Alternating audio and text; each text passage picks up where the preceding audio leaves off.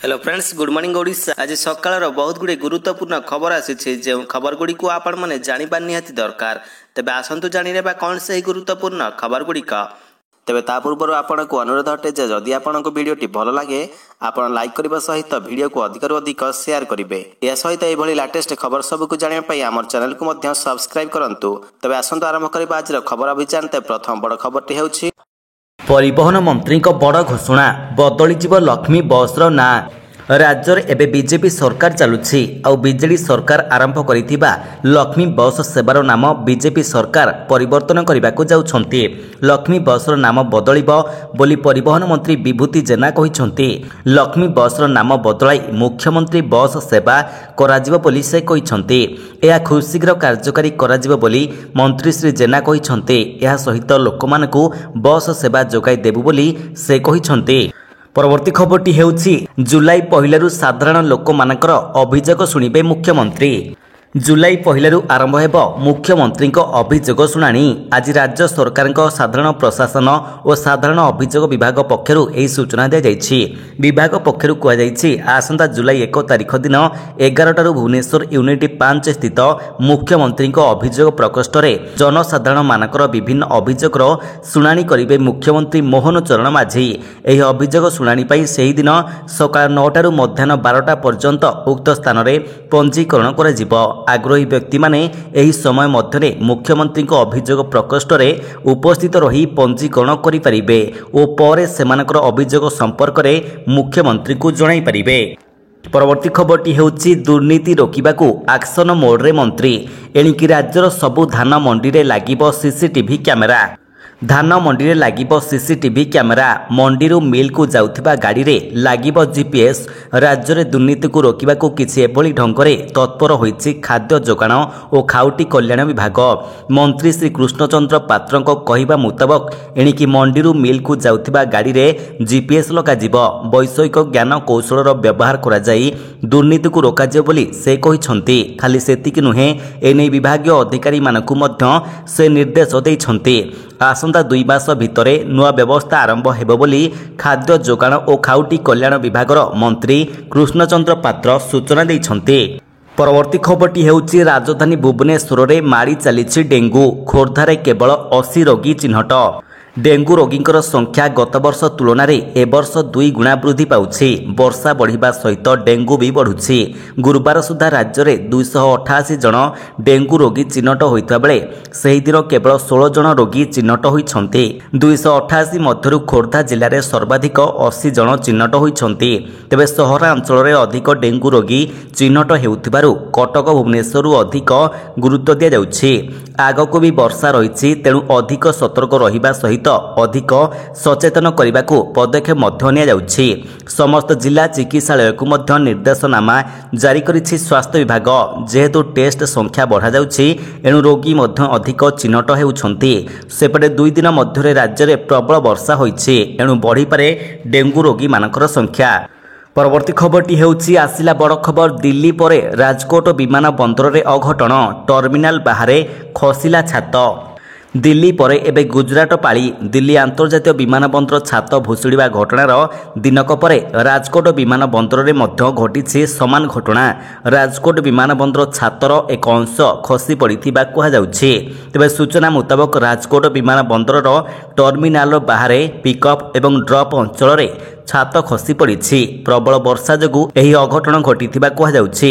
तेबे एही दुर्घटना केही मृताहत होई नथिबा सूचना मिलिछि। तेबे प्रधानमंत्री नरेंद्र मोदी जुलाई 2023 रे राजकोट विमान बंदरर नूतन टर्मिनाल बिल्डिंग रो उद्घाटन करथिले। एही विमान बंदर को 1400 कोटी रु अधिक मूल्य रे विस्तार करा जायथिला। परवर्ती खबरटी हेउछि ओडिशा आनी पारिबो 2099 कोटी रो राजस्व अर्थ अग्रिम। स्कीम रो समीक्षा कला रिजर्व बैंक। भारतीय रिजर्व बैंक पक्षरु वेज एंड मीन्स बा राजस्व अर्थ अग्रिम और ओभरड्राफ्ट स्कीम रो नूतन सीमा निर्धारण कर जायछि। एने गठन करा गोष्ठीर सुपारिश आधार में वेज एंड मीन्स अग्रिम सीमा को 60,118 कोटी टंका को वृद्धि करा जायछि, जहाँकि पूर्वरु 47,010 कोटी टंका रहिथिला। तेबे नूतन सीमा जुलाई 1 लागू हेब। रिजर्व बैंक तथ्य अनुसार ओडिशा पई राजस्व अग्रिम सीमा 2069 कोटी टंका धार्य करा जायछि। 2022 रे होइतिबा संशोधन बेले ओडिशा पई एही सीमा 1576 कोटी टंका रहिथिला। एथर सेथिरे 523 कोटी टंकार वृद्धि करा जायछि। परवर्ती खबरटी हेउछि केंद्रर निर्देश ठीक भाबरे काम नकले सरकारी कर्मचारी को समय पूर्व दियाजिब अवसर। सरकारी कर्मचारी को नहीं सरकार समस्त मंत्रालय को कड़ा निर्देश देइछन्ति।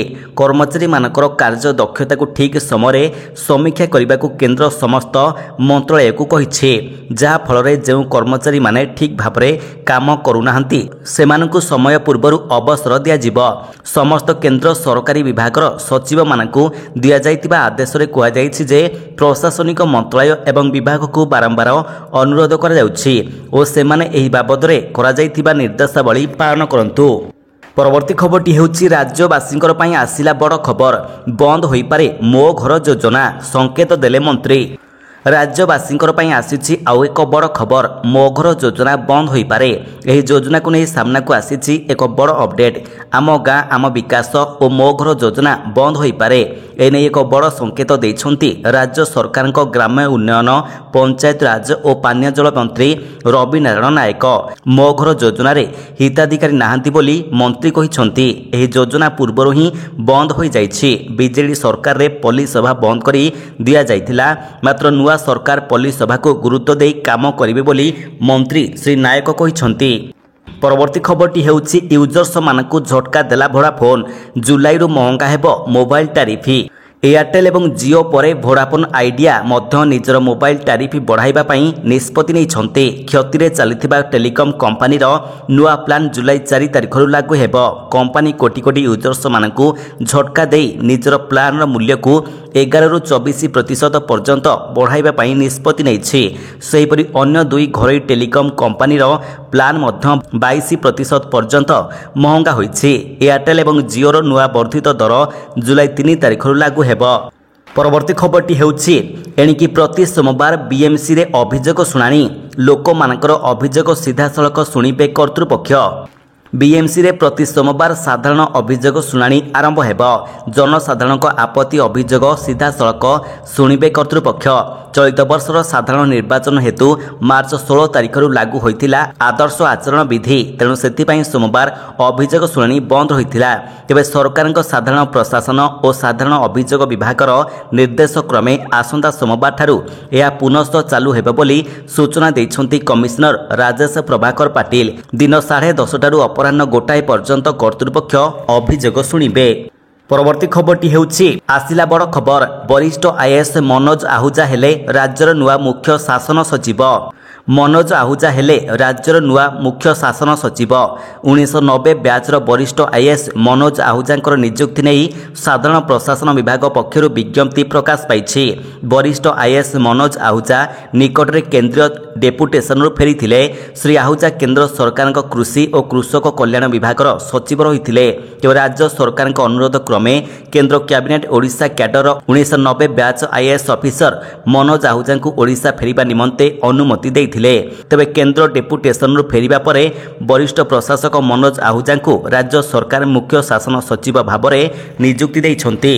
परवर्ती खबरटी हेउछि छात्र छात्री मानकर पई आसिला खुशी खबर, चलित शिक्षा वर्षरु कनिष्ठ महाविद्यालय रे वृद्धि पाइब सीट। गणशिक्षा विभाग अधीन रही मोट 80 युक्त 2 महाविद्यालय रे चलित शिक्षा वर्षरु सीट वृद्धि करने नहीं उच्च माध्यमिक शिक्षा निर्देशालय पक्षर निष्पत्ति नि 36 महाविद्यालय रे कला वाणिज्य और विज्ञान विभाग खोलिबा को अनुमति दि जाइछि। एही महाविद्यालय गुड़िकरे नुआ पाठ्यक्रम खोलिबा पई गणशिक्षा विभाग पक्षर निष्पत्ति होइछि।